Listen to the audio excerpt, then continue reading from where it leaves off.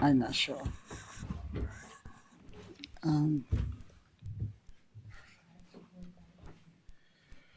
Just waiting for one other commissioner. I'm doing that. Start recording. Is there?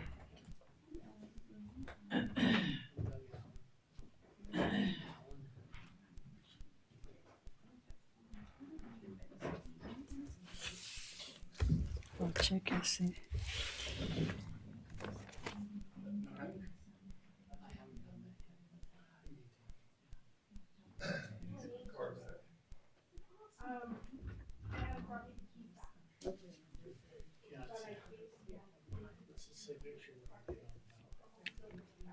Yeah, this is only governor.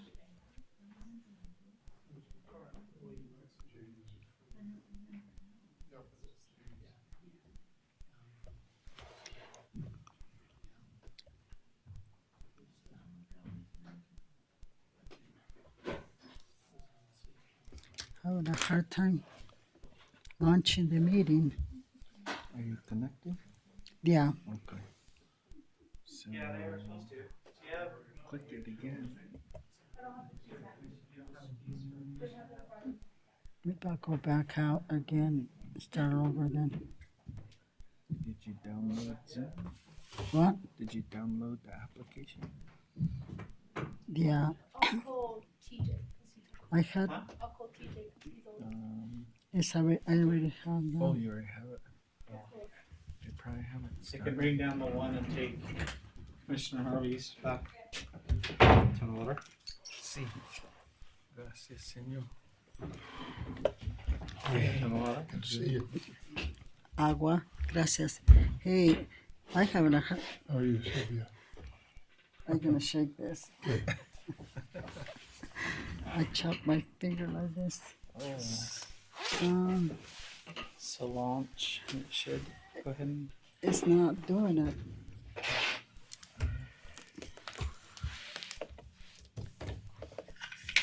Oh, you're so in trouble. Huh? I had trouble making it. Why is it not going? Alright, let's get out of It's just machine. They see You me just go to coming. the calendar and click on that link that. That's that's what I on the did. calendar. It's not pulling it up at all. Well, they may not. Yeah, they should be there now. So this one is. It's kind of under. You have to close and then you can see it in the calendars over here on the top. This one? Yeah. Community development. Mm-hmm.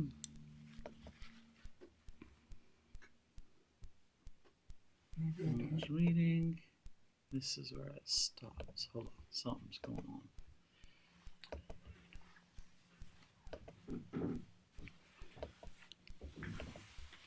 That's in the background waiting. What's going on, Jamie? I guess I tried it. Anything? No, just staying warm. I hear you. It's I hear you. Our committee meetings are Oh, going on good. today. Yeah. Sylvia What Stubbs, time is yours? remember name. We started this morning. Oh, hey. and then, This meeting is being recorded. Got it. Natural Resources, is it? Yeah. 9:30. Is it? That's the one I'm on. That's the one you're on? Did you hear what she said, or was just mine? I don't want to be. Do you know which one you're on? The CJC, The computer. Social Service. Oh, okay. Weapon and creates enhancements for road That's this rage. morning. I don't know if any of you guys have had any issues with this in your county. Thank I know, you. I think it's- Representative Cutler's from Yeah, Davis we can County, all so hear it. he may You have, can hear it? experienced anything up there. In my, Oh. my Here you county, go. we've had an increase of road rage incidents. Pretty bad. In fact, there was one I talked to a parent whose 17-year-old daughter was pushed Connected. into the wall on the freeway at like midnight, and it knocked her out, and she was gone for hours, and her family didn't know where she was, and she was passed out on the side of the road because someone had pushed her into the wall on the freeway in a road rage incident. Does anybody have any thoughts on that? Or does anyone know? Has anyone talked to Representative Cutler about that? Have any insight? So How are we gonna survive without you, So Commissioner? this one is a You'll penalty probably do a lot enhancement. better. So in most cases, and then it also creates a separate charge that someone could be charged with, and then just clarifies what happens if you need to, just like impounding a vehicle or anything like that, if there's a You want me to suspicion. be a silent Just counsel to the clarification that commission? that was missing in code up until this point. Yeah. I know I saw Set a couple a of sheriffs on the contract, line. I don't know if you, if any of them Come and want sit to up here with you and chime in advise on you. anything you've seen. I bet that Amelia, would does work it, do good. you know if it actually Well, requires I guess I can road check rage, the recording. Can you hear it on yours? counseling and that type of thing when automatically? Or No. is that not considered? I'm not sure. I don't think it's, this is Sheriff Curtis, And it's not the- considered in the bill. Two of the things that they consider in there is mandatory impoundment of the vehicle if a weapon is used as part of the crime. And then it's revocation of license as well. Is she in? I or went just over listening? here Also and it said mandatory net. Can you see net Bluetooth all so these that type of things. under she there? can hear On her in. battery? I'm just gonna It said walk net. around. Yes. Yeah, yeah. That's why Is that something I pushed that. that Remind would me. be getting added to When our that? meeting starts, you guys Can you hear it on there? handle this. Is it on? No, Let's see your neck thing. It could be something we could recommend or see I if we did can turn it on. just, so everybody does know the law Okay, enforcement there you legislative go. committees wanted to There you go. this is not. Okay. Okay, thank you. You betcha. Okay, Okay. kind of pushing. We got it. Thank you. So now you're set. We're good. Sorry. No worry.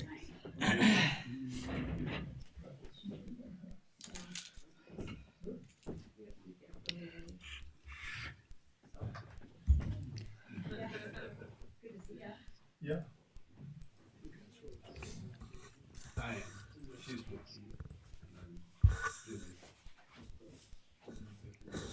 Are we ready?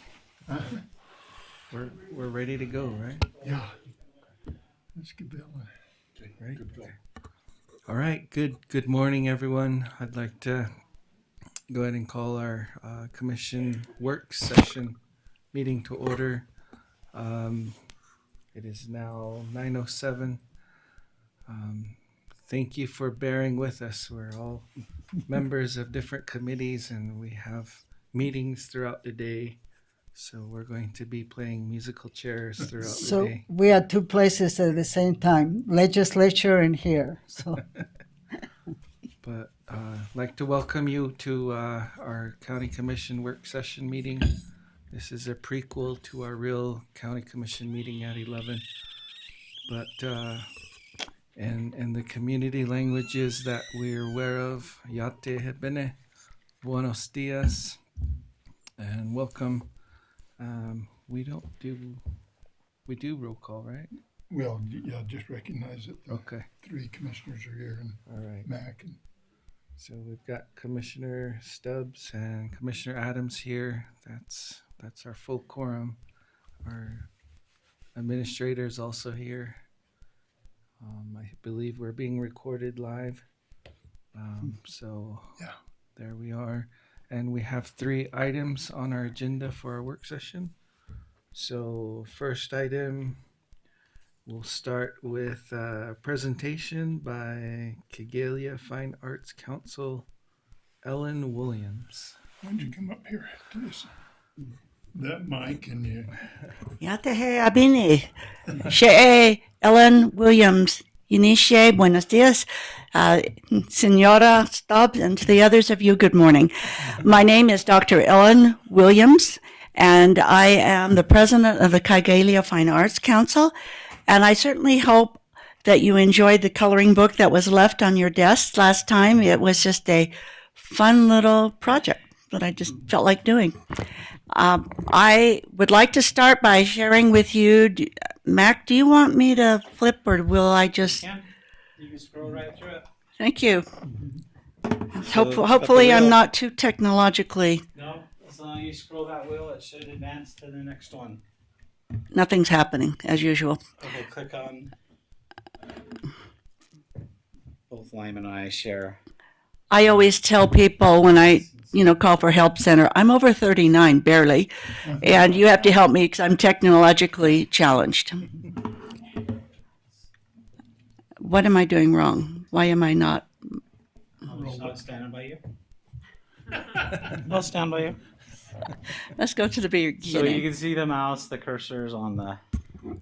Okay. Just push the wheel or roll the wheel. Yeah, I'm trying to roll. Okay. You should be good.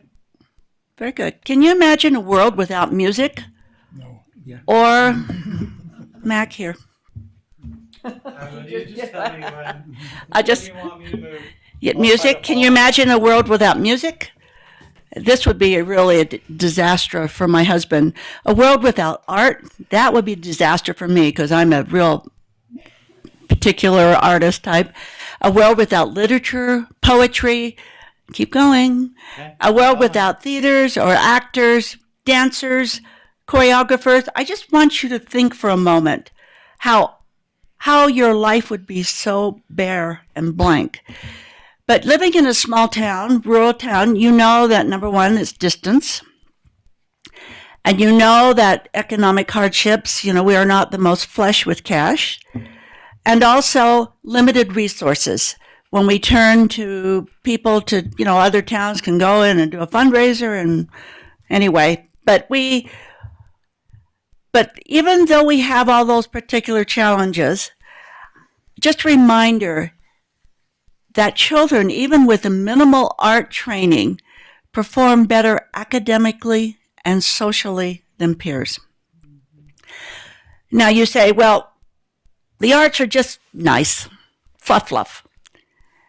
Do you know that they can add 4.3% directly to the nation's GDP, gross domestic product, approaching over nearly $10 billion a year? And you say, well, how can that be? But for every dollar that's invested, it adds value to, I think, number one is retention of people, but construction, transportation, warehousing, agriculture, it adds to all of that. Cities with arts and cultures, I was surprised when I did the research on this, perceive their city as being safer because I think that there's more of a community effort to make that community cohesive. The arts are not only good for the economy, I can give you all the statistics you want, but come on, it helps your soul. When you get through with a terrific presentation, you come away kind of walking a little bit higher off the ground, don't you? But there's a price for everything, as you well know, dealing with these budgets. Okay, for example, we're having Dallin Bayless coming in April. He's charging base fee before we do anything else, $3,500. He's actually average. The auditorium rental is $300. Advertisement will be around $350. So it's not cheap, okay? This is the one that blew me out of the water. BYU Vocal Points. We have to bring the men and the women this year, and they're around $9,500. And this is in a small rural community, okay? So people say, well, everything's free. Well, the Edge of the Seaters, not Cedars, Seaters, had a melodrama, and it's free to the public. But they still had to pay royalty fees. And the royalties ended up being $500. Fortunately, we did not pay for costumes, props, scenery, nothing like that.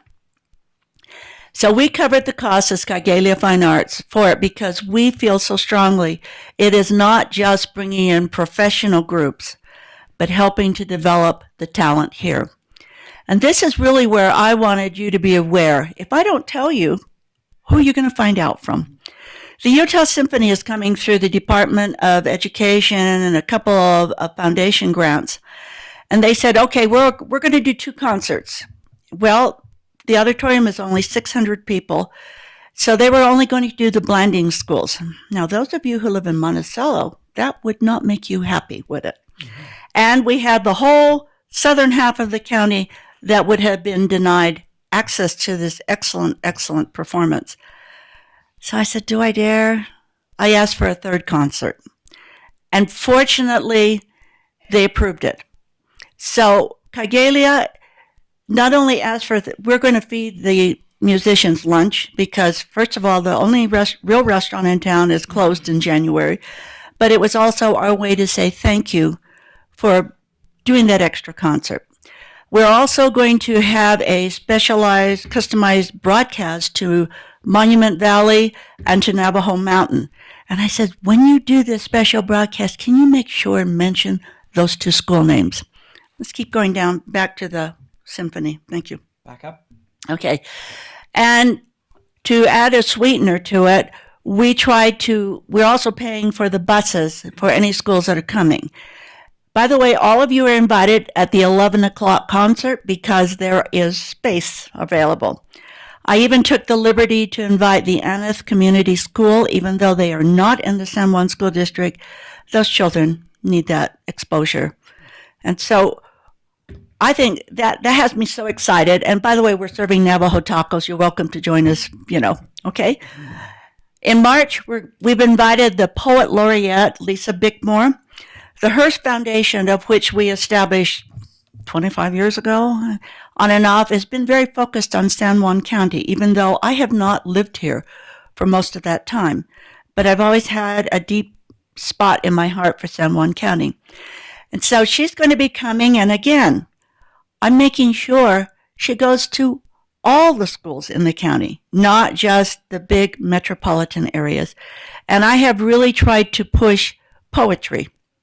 And the original writing contest, I'm working in conjunction with San Juan School District writing, because I felt like sometimes when you're a bilingual, it's difficult to do these essays. But when you are an indigenous, and in your language is built-in observation power, you sometimes can write poetry. And they have, and they've won first place. So that's why I feel like it's so important that we push a part of the literary. Okay? By the way, this will be in conjunction with Kaigelia, the school district, and the Hearst Foundation. So I feel so strongly that the arts, people will, you can maybe attract people. Oh, it's good salary. I'll come work at this place in Blanding. I challenge you to look at how long they will stay, because most of the people come with families. And if the families don't resonate with the community, they feel like there's not enough happening, they'll be gone in a couple years. So what you want to do is to create communities that make people feel they're rocking, they're jiving, they're just really together and resonating with the community. And so that's a little part that Kaigelia plays, because we add vibrance, we add livability, and we add to the quality of life, which is not always measurable. It's a quantifiable thing. It's a 40-year tradition that has been managed by an all-volunteer council. The only thing we ask the county, not money, that you be aware of our activities and acknowledge our contributions. That's all. We're just trying to make San Juan County more vibrant, more a community. So I thank you so much for your time. And I was about 7.5 minutes, right, Mac? So I appreciate all the hard work you do, and Happy New Year. Can I make a? Do you have any questions? I have worked with Kaigelia Fine Art for many years, and in the past we have had a partnership with Monticello. And so I don't know if it is still functioning with the program here, but where we exchange, we can see both programs, and that was really beneficial because we can bring more things. And I don't know the person that used to manage. Can you think his name? Daryl Jack. And I think that kind of worked out really nice. The problem we have right nowadays is volunteer. Not many people do volunteer work because the economy, I think, they go to work. but it's an amazing program. And my children grew up with the symphony because their great-grandfather used to play for the symphony, youth symphony. And your So husband it's so is nice to see it coming back because for many years it has not been coming back. right. And I agree, it's so beneficial for children to have. They make them a little more refined. My background's education, so Yeah. I'm very pro children. Yeah. Anyway, so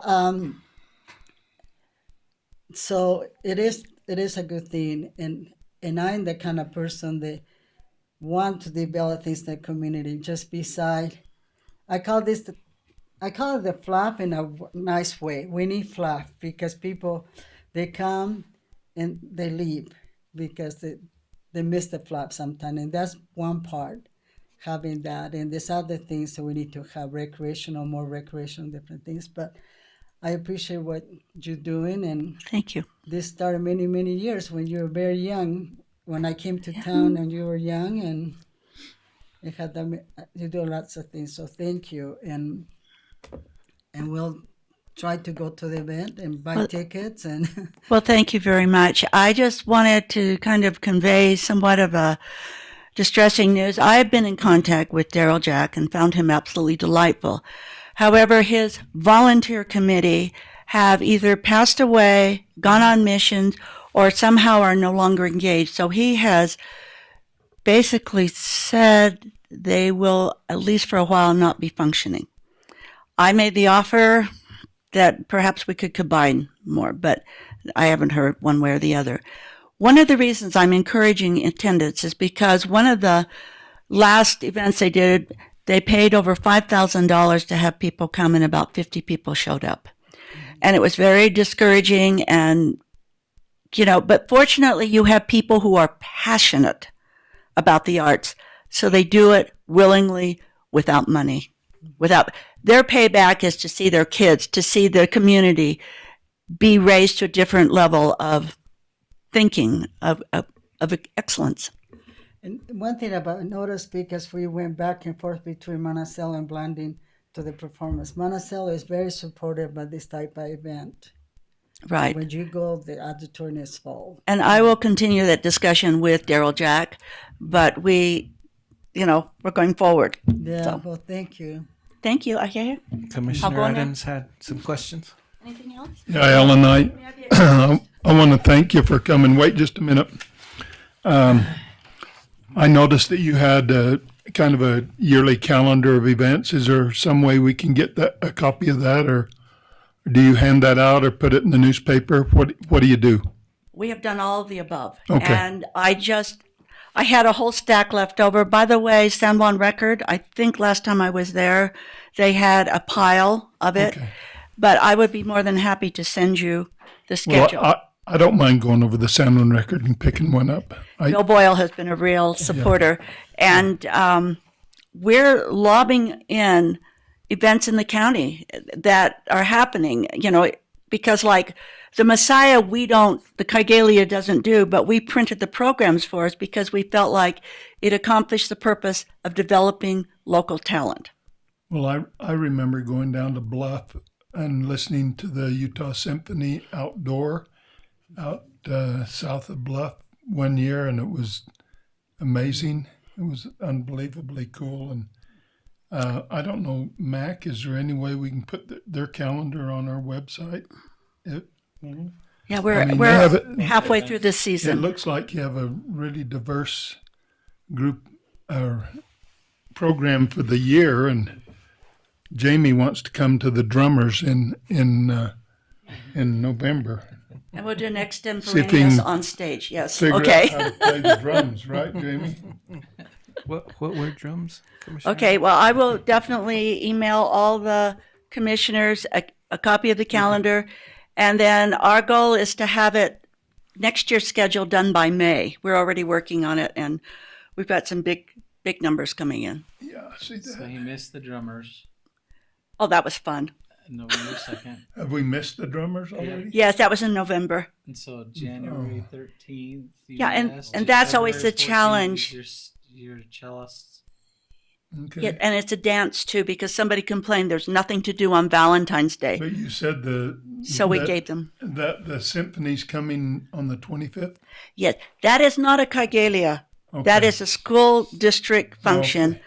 However, those we've opened it up because they're seating at 11 o'clock. All right. Thank you. Thank you. All We'll right. see. Yeah. Muchas Ajá. gracias. Gracias. All right. Hakuna. Matt gave her a time limit. She's out of here. Adios. Buenos dias. You have to learn Mike. Mike. Mike is a you. Hello. All right. Moving on with our agenda. Number 2, we've got a presentation from Heat and Weatherization. And I think the staff are here, so you got the floor. try it? This was at your request. Awesome. This is awesome. These folks are from the AOG Okay. Awesome. up in Price. Cool. I'm glad you guys are here then. They're my Yeah, people. thanks for having us. They're your people. My name's Lanisa Jimenez, and I'm the HEAT supervisor. HEAT stands for Home Energy Assistant Target, so thanks for having us to present today.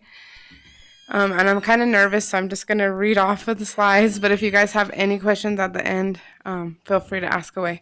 Don't be nervous. We're We all not. nervous. We're non-readers. We're nervous here too. Okay. The HEAT program provides year-round energy assistance for eligible low-income households throughout Utah. You may qualify for the HEAT program one time per year. The program year begins October 1st and ends the following September 30th of each year, or when federal IHEAT funds are exhausted, whichever comes first. The households who heat with propane and wood-burning stoves are also eligible for assistance. And these here are our federal poverty guidelines. So it shows the household size, and this is what they can make. They can make up to this amount gross income monthly, and they would still qualify.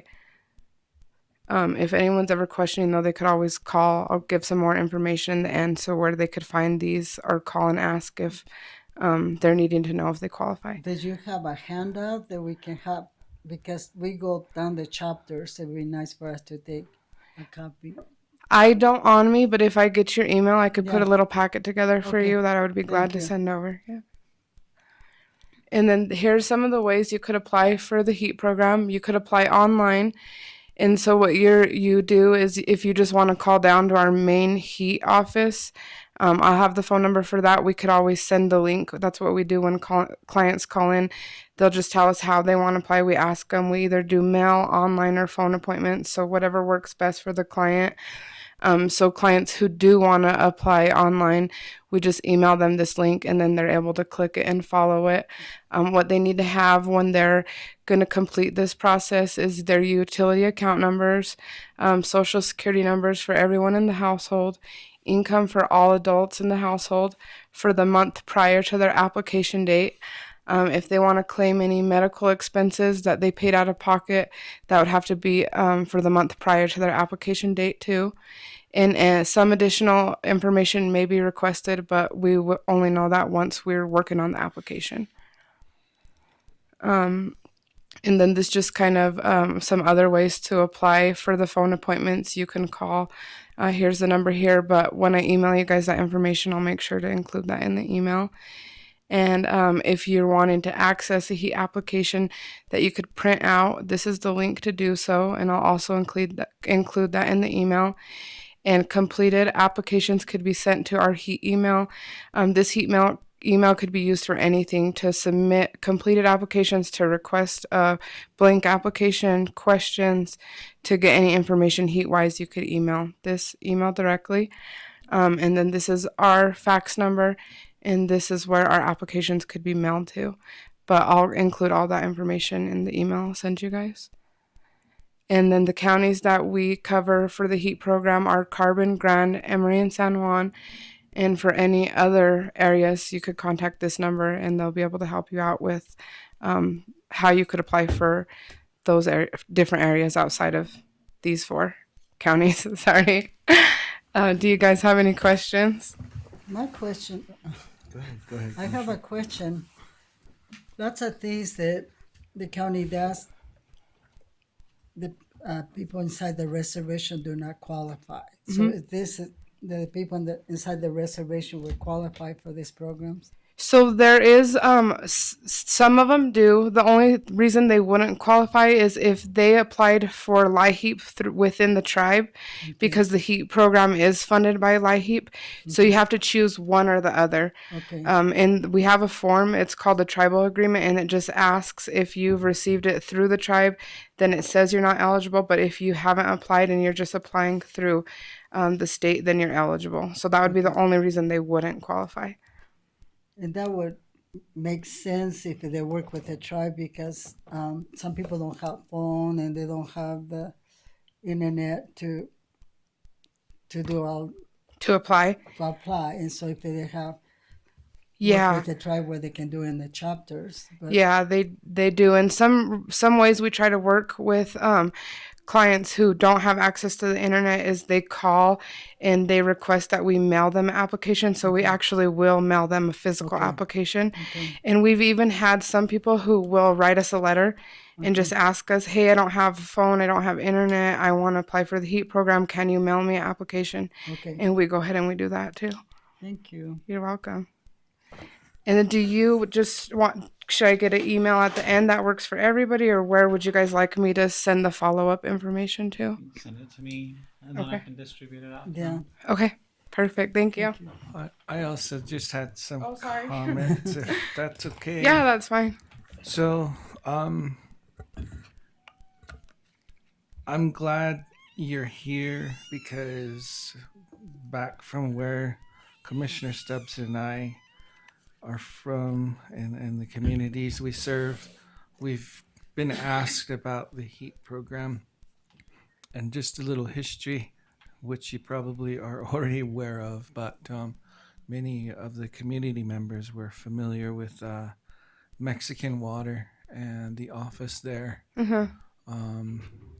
And so I think because of COVID, there's been a lot of changes where everything is now virtual or online. Yeah. And that is a struggle and a challenge for many. So thank you for sharing this information with us. I think the next best step would be to consider conducting intake applications throughout the 7 Utah chapters. Okay. If we can coordinate maybe an intake schedule among the 7 chapters, I think that would be even more valuable. A lot of the applicants are elderly, and they rely on in-person interaction, especially filling out the forms themselves, because a lot of our elders have trouble writing and reading. So sometimes they'll bring their interpreter with them, and maybe someone who's still in high school to help fill out the forms. Yeah. So there's that need, and I think your offices are valuable service to a lot of the community members down there. I think the travel is a huge barrier. So if you're able to go to the chapters themselves to provide advance notice of this, these are the days we'll be in person, will be available to you, I think that would be huge. Yeah, and if we can focus on something for February or March, I think that would really help with the numbers. Commissioner Stubbs and I are very happy to bring your office along when we go out to those meetings, the public meetings. Okay.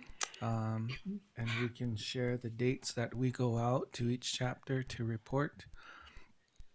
And I think as far as the internet goes, my grandparents don't have internet, and if they do have a cell phone, they only have a number to the nearest relative or the children, and that's it. That's it. And they don't know how to go to Google and query the program, and so that's kind of the reality of it back down south. But if we can work on an intake schedule, that would be very positive and helpful. So I'll be looking out for your information, Commissioner Harvey, and maybe when you send your information to Mac, I'll work Okay. with maybe contacting you. Yeah, that would be great. I do agree that there's a lot of, barriers in this area, and we try to accommodate the best we can. But if a physical outreach would be beneficial, I think we could, get together and see how we can make that work. That would be wonderful. And there's also questions about weatherization. I think one of the biggest need that the program has help with is helping with firewood purchase. I think and then the wood stove. they'll too. have a presentation. Yeah. Yeah, they'll have The a heat more program session. does help with the firewood purchase. It can fund that if the clients are eligible. Awesome. They'll get a utility check, but since they use the wood burning stove, that's what they buy with the check is the wood, and that's Wonderful. considered their benefit.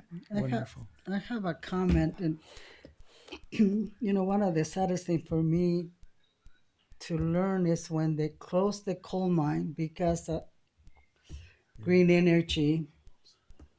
And I'm not a politician, so if I cry, it's because.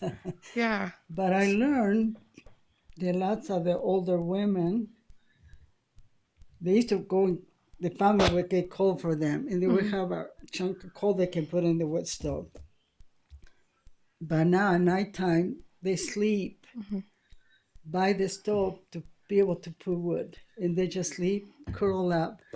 And there's somebody that was gathering quilts to take for them, you know. And it is a sad thing to think that we help so many other people that come to our country, and we can't help. So I don't know if you buy coal for heat, and it's sad because there's a whole mine for our coal there, and they cannot go and get it anymore. So I just, That is just as a side story, because it's a reality. that is The hard. older people, the families do a good job gathering wood for them sometimes, and they do a good job taking care of the elder. But it's those cold nights. Just one more barrier, and having to stay up, and Anyway, so that is hard. And heat recipients are able to receive a benefit, and if they heat with coal, they could make a coal purchase. So they would be able to do that. well, that's good. Thank The you. barrier of where to get it from, I don't know, but they do have that option. Thank you. You're welcome. Thank you very much. Appreciate you being here, making the trip. Yep, thanks for having us. And we And had to get up early. we came last night, Oh, good, actually. Yeah, just good. because we didn't know with weather and stuff. We thought it would be. Well, I have meetings in Price once a month, and I used to get up really early. Now I go the night before because I can't stay awake in the meetings if I leave. Yeah, you get sleepy, huh? Okay, well, thanks for having me, Thank and you. I'll go ahead and send you guys that follow-up information. Wonderful. Thank you. Safe travels back. All right. Moving on with our work session agenda. We're now on our third item. Okay, here you go. Oh, is it still? It's a two-part. Two-part. Okay. I didn't see that. Yes, so my name's Chris Allred. I represent weatherization. I currently serve as the certified energy auditor and quality control inspector. So I just kind of wanted to go over the basics. Okay, cool. And just kind of explain what weatherization is. There is some misconceptions about weatherization. I'd like to clear it up as much as possible so that people know what to expect from us. The Weatherization Assistance Program is funded by the U.S. Department of Energy, U.S. Department of Health and Human Services, Rocky Mountain Power through rebates, and Dominion Energy. Weatherization is the use of building science principles and energy modeling to identify improvements to the thermal and pressure boundary of a home. Using this data in an energy modeling program provided by the federal government to produce a scope of work. Work is determined by calculated savings investment ratio and a preset budget for each home. And I'll just simplify that a little bit. What we're trying to do is we're trying to make homes more energy efficient. We're trying to make it so that if it's a wood burning home, that they have to use less wood. If they are using natural gas and those kind of resources, that their energy bills are lower. Along with that, we also scope out for health and safety issues, things like that, so that we can make sure that when we leave, the occupants are still living in a home that's safe and comfortable. And I just wanted to point out the ACPU is the average cost per unit, which is what our budgetary amount per home is. That's an average across the state. So on average, we can spend through those weatherization funds an average of $8,000 Per home? per home. Yes. Leche, No, it's not. right in the middle of it.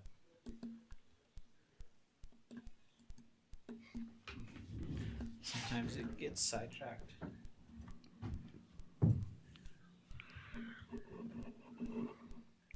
Okay. So it's Oh, okay.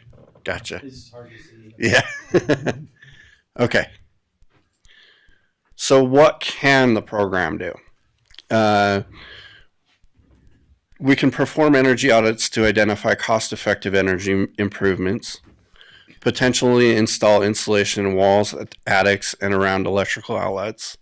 Occasionally, we replace specific individual exterior doors or windows. That's a big one. A lot of our clients have in the past been able to receive full window and door replacements for their whole entire house. Currently, that's not how our budget works. We have found through our energy auditing experience that the windows aren't always the most cost-effective way to save energy. So if they're still there and our auditing program allows us to do that, we will replace them.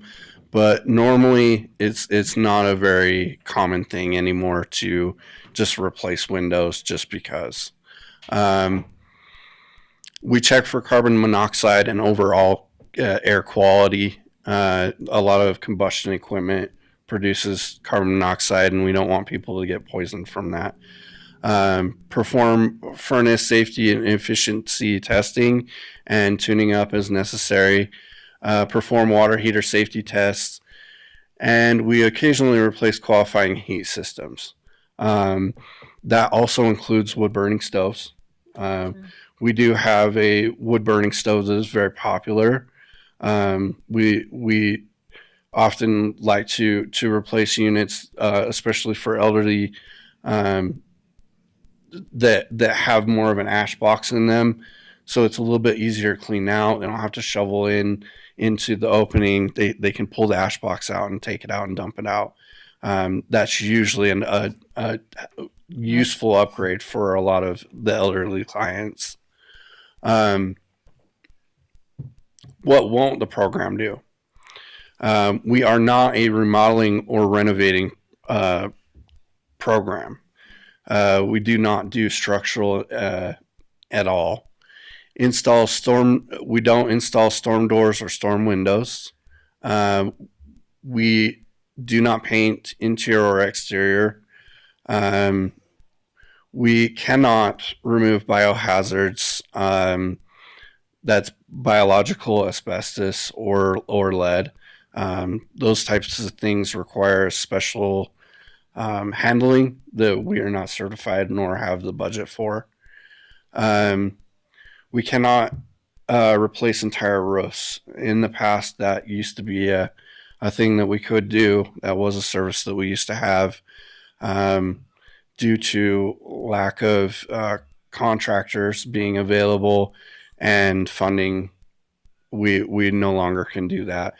We can do small roof repair if we find fit and need for the preservation of our installations, but And then we, like I said before, we can't replace all windows and or doors. And these are, typical issues. So how do you apply? The best way for us, and seems to be in this area also, is either through a phone number or through mail. We do most of the chapter houses, I believe, have our information and are able to get a hold of one of our applications and distribute those out to clients. I do want to make a update to our applications, and so I plan to probably over the next year visit with each one of the chapter houses and update our information. I have gotten a few phone calls from some of the members, and I have been able to update through email that way, but I'd like to make sure that each and every one of the chapter houses is aware. We also have our fax, and then this email here is our program coordinator's email address, so you can always email him and get updated applications from him. And what is needed to apply? So the reason why we put heat up first in this presentation is that the heat application is basically how we apply. That is our certification. That is that if you are heat qualified, then you qualify for the weatherization program, as long as you haven't been weatherized before. Can you be part of two programs, like heat with the tribe and with, or they have to go together? Yes. So the heat certification is our easiest way to qualify. We can also qualify them through their income. So yes, they absolutely still can. Yes. Okay. So what we would need is to see either a pay stub or some kind of proof of their income for the household, and then we would have them fill out our application. We have our own worksheet that we would go through and qualify them for it. We also need proof of ownership. In the San Juan area, we don't absolutely need it. Usually the chapter houses have some kind of form that we can get from them to qualify as this proof of ownership, but we know that most people don't actually physically own the land.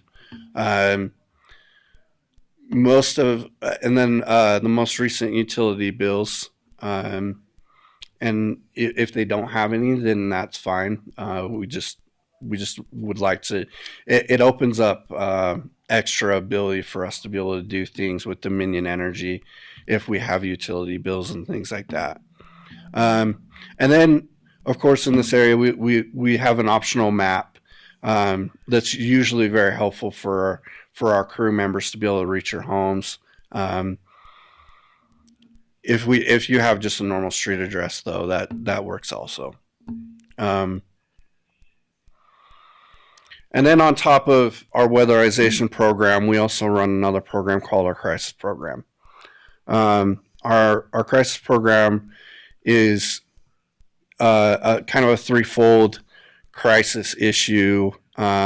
It's a quick fix for issues as they come.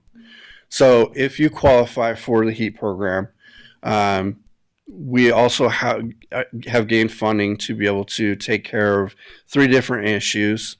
We can replace heating systems, and that does not have a barrier of anything other than being part of the heat, having the heat certification, and that our budget hasn't been spent out on it.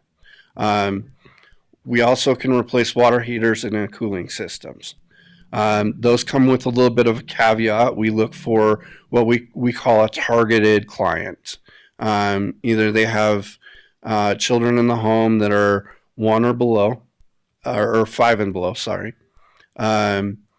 Disabled, or elderly, which is 60 plus. If they are any of those things, then we can replace their water heater or their cooling system if we need to. And just for quick information, we usually try to replace like for like. It's hard for us to go from an evaporative cooler to a central heating or a central air conditioner due to the fact that that usually puts an energy burden on their home and on their bills. So we try to keep it, the cheapest and most energy efficient way, because that's what we're about. And then we're just at the end. What can we do for you? Do you have any comments? Do you have any questions for me? Well, I have some. I'm very interested in this.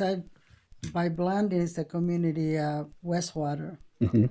And for the past year or so, I've been meeting with them on their meetings, and they got electricity about a year ago. Okay.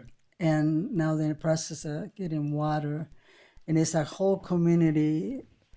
I mean, they sold all the old vehicles. They had been doing all kinds of stuff, trying to come. Great. They have, we're trying to figure out some projects we can do, special projects that we don't have to go through all the process through a program that they manage funds from the oil revenues, and we're trying to figure out different ways that we can facilitate way for the community to upgrade and do things. And so this is something that I will contact your office and trying to see if we can kind of meet with the community. They meet on Sundays, but we can probably arrange a meeting, during the week where it'd be nice if you can come and say they have I want to say about 28 homes, mm-hmm. and each and it's in their name. I mean, each lot they have put together an organization, and it's amazing the things they can do, and they get excited about a street sign, mm-hmm. anything like that. They're making progress, and so I'm very excited about this. Other things, the homes are small. They've been waiting for doors. And I know you don't do doors, but they've been waiting for doors for a long time. Mm-hmm. If you go through different nations have different rules, and so we operate with 2 nations, and one have different rules. Yeah. But we're trying to figure out other ways that we can help. Mm-hmm. Even if it's just one little thing, mm-hmm. just something to kind of improve for them. And so, absolutely, yeah. So we'd like to, meet with you. Yeah, that would be great. Yeah, just get a hold of us. We'd love, and I didn't mention earlier, but we do usually come down in this area at least once a month. We spend a whole week. Okay.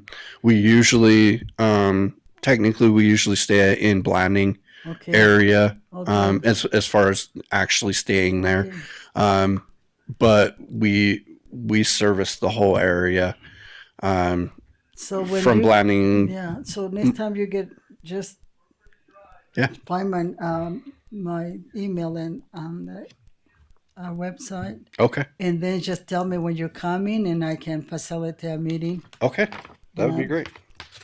I'm excited. I mean, to see that we can do to help, and it's so much fun to see the lights across the canyon.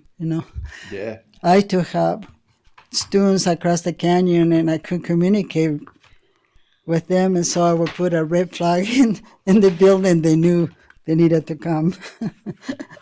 Anyway, but thank you. I do have some little mini flyers that I can give to you guys. You can share them with whoever you want. That Okay, way- thank you. That kind of gives us some Beginning, contact yeah. information, kind of brief description of what we do. Thank And you. that should help as far as getting some contacts Do you that want way your too. paper clip? No, you can keep it. Okay, thank you. Any other questions? Thank you for coming. Yeah, no problem. Thank you for having us. That was awesome.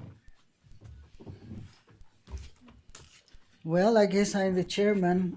Do you wonder what's going on in this place today? The legislature sessions are starting today, and we assigned to committees, and certain committees meetings start at a different time. I listen to mine here, but Commissioner Harvey has some, so I'll be the chairman. Wow. Maybe I can pass the resolutions here while they're gone. Perfect.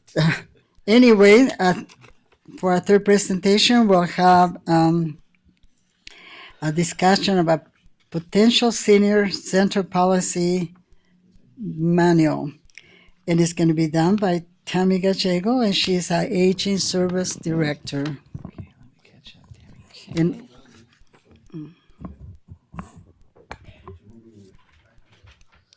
There we go, right there. Okay.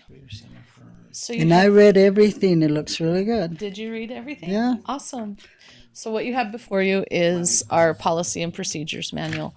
We've had the manual for several years, and we last updated it 2020. Yeah. It's time for another update. I've gone through, made everything pretty consistent so that the wording is the same at the start of each one of the policies and procedures.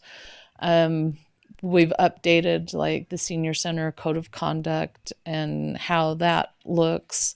We've also added in policy and procedure for some of the things that we've dealt with this past year, as far as like donations, volunteering, outside committees and groups. So it took a couple weeks to go through, and I reached out to other entities in the state to see how they had their stuff, and we're really similar in everything. The hours of operation is a new thing. It's good to have it because I think it defines that we will be open 8 to 4, but there are times that they're not going to be in the center. They have things to do. They have to go deliver home delivered meals. They have clients to see. We have inclement weather, so it's sick people. there's things that you just can't do. Sometimes your center's going to be closed.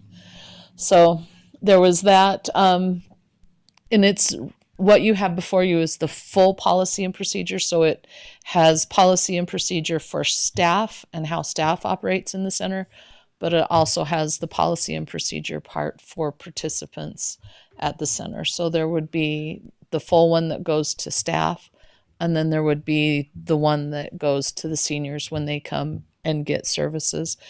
And we had aging meetings last week, and all of us from across the state talked about how they hand out their like senior center code of conduct. And yearly, they're starting to just give them the code of conduct each year and say, this is our code of conduct. This is what we are expecting. You have these expectations. We have these expectations. And so that code of conduct is in there as well for them to look at. So any questions or comments on it? How you address liability too, things that you know when you and procedures, safety procedures, and also, and I was going to go back and look.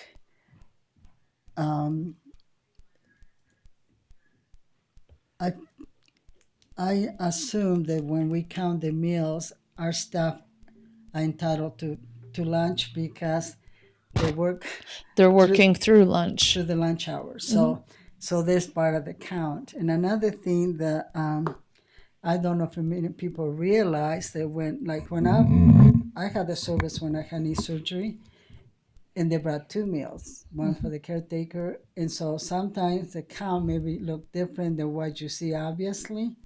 So I wasn't sure if somewhere it says that, those meals that we count include the staff.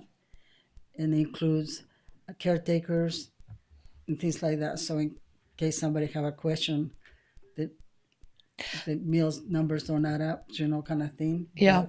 But sometimes if you have 20 staff, that can be 40 meals. Yeah.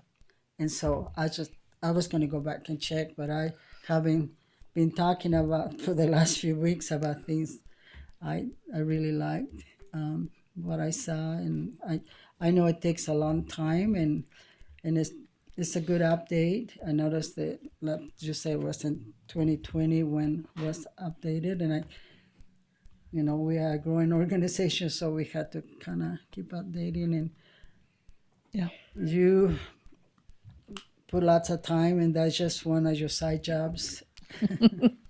So yeah. Thank you for doing this. I think this is, we just have it in writing, and it can prevent lots of misunderstandings or confusion. So thank you so much.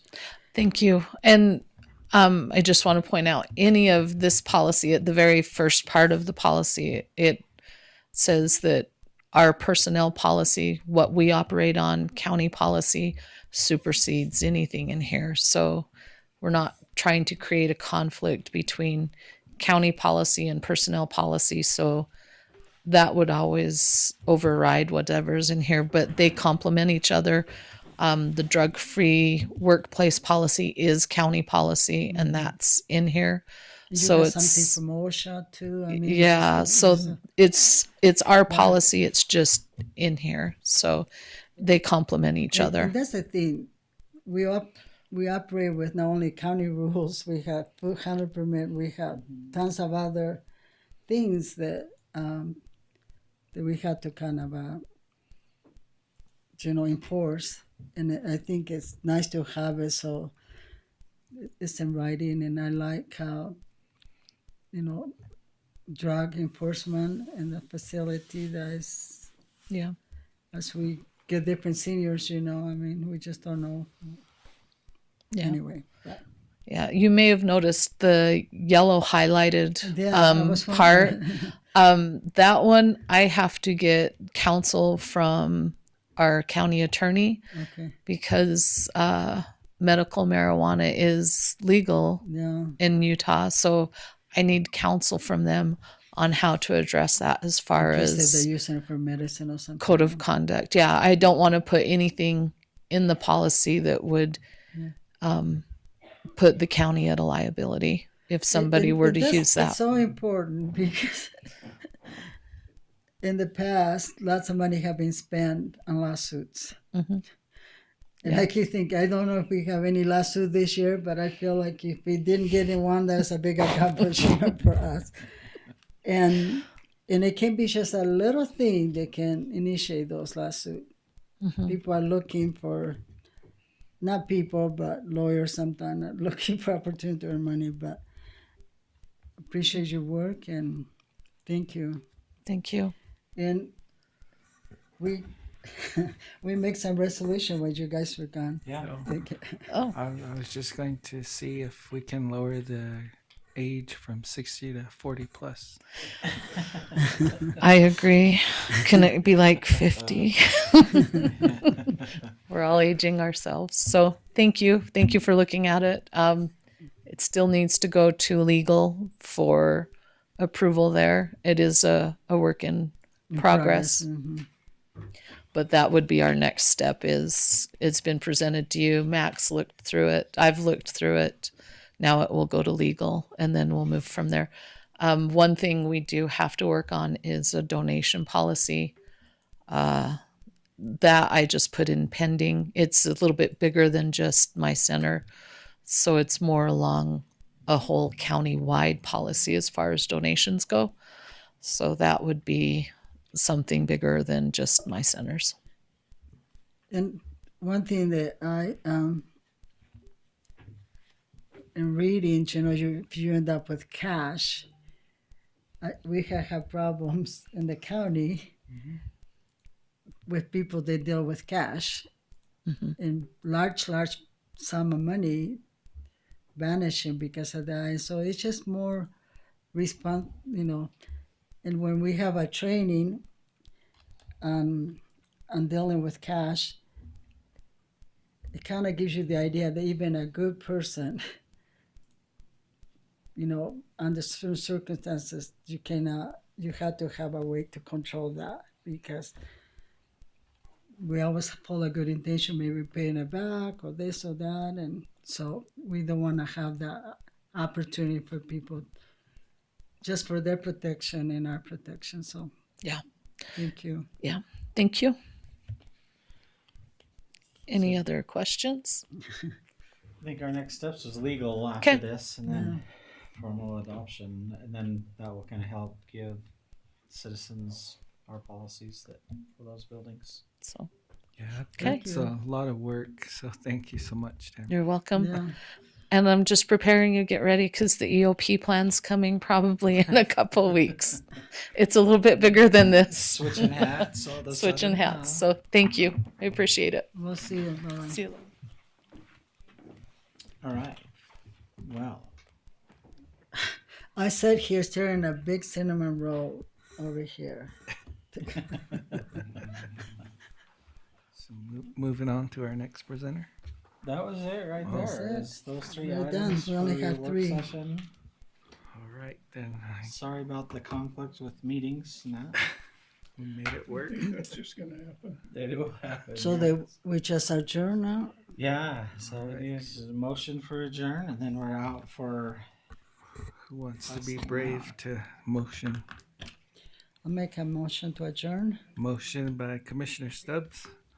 Can we table that for just a second? I have one concern that came up in this last meeting Okay. to discuss with you. All right, Commissioner Adams. Treasurer Oaks has brought an issue to UAC concerning outside entities outside the United States, bad actors purchasing public land within the United States. We have until the 18th, which is 2 days, to make a public comment on that. I've asked Duchesne County to share their letter with us, and I would propose that maybe we give that to either Mac or Nick to write a letter from San Juan County in opposition to continuing to let that happen nationwide. Well, the thing is, I asked Mac not long ago, is San Juan County selling land for entities, because they are buying land everywhere. And so that's something I was going to check with the register to see if we have sold big chunk of land, and usually comes through other, organizations and Corporations. Arizona, they're really buying lots of land, farmland, different land, and so it'd be something that we need to kind of check and see if this is happening here. Yeah, I support that idea. Yeah. Too. Yep. We'll sign it. Let's do it. If I get that letter, I'll Yeah. just, do you want me to give it to you or to Nick? Either both of us comes right to the same, and so if you get it to me, then we can have Nick draft it if he needs to change anything. Yeah.